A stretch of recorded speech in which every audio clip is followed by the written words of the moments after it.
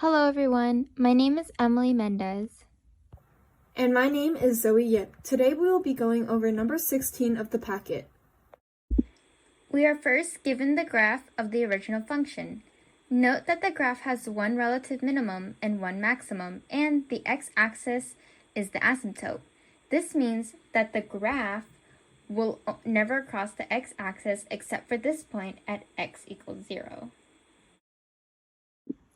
First, let's identify where on the original graph are the maximum and minimum. We see here that at -4 we have a maximum because the slope changes from increasing to decreasing. And here at 4 is our minimum because the slope changes from decreasing to increasing. So here at -4, the slope of the tangent line is 0, as well as on the point 4, the slope of the tangent line is also 0. This tells us that on the first derivative graph, the points -4 and 4 will cross the x-axis. We can begin by creating an interval to see how the derivative of the graph will look like. So here at -4, we know that the slope is 0. And at 4, the slope is also 0. To the left of -4, the function is increasing. Between -4 and 4, the function is decreasing.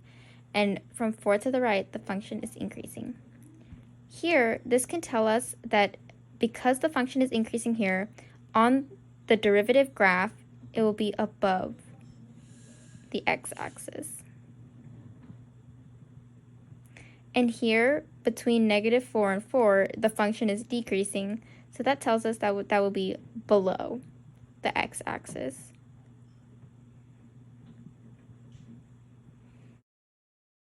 Now we can begin by graphing the derivative of the function.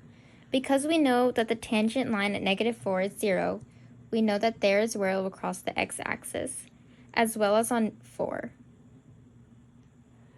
Now we can refer back to our interval and see that to the left of -4, it will be above the x-axis. So the left side will look a bit something like this.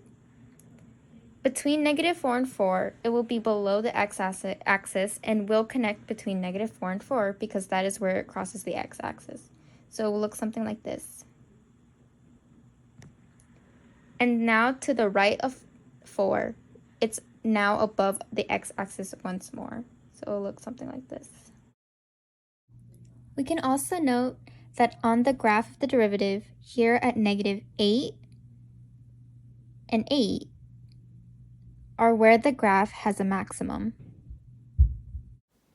Next, let's draw the second derivative graph. So let's first look at the original function. We can see that the concavity switches. It switches from concave down, which looks something like this, to concave up, which looks like this. And it switches right at 0. So we know that that is the point of inflection. And we can graph that on our second derivative graph. 0, 0. That is where it would cross the x-axis.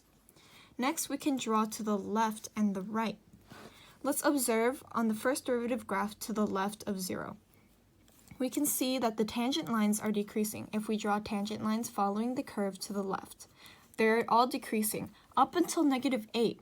At -8, there's a maximum value, and to that point, there is increasing tangent lines. But on the second derivative graph, we can't go positive because the x-axis is an asymptote. So we can only draw it like this, and it would approach the x-axis as it's increasing, but it would never actually cross it. So it would look something like this. And we can do the same for the right-hand side. To the right side, the tangent lines are increasing, which means that the y values would be positive. And up until 8, it is increasing. And then at 8, there's a maximum, and then it starts to decrease. That means that the y values are positive, but then it would start to become smaller and smaller and approach the x-axis, but again, would never cross the x-axis. Here is the finished second derivative graph. Thank you everyone, and we hope that you were able to learn something new.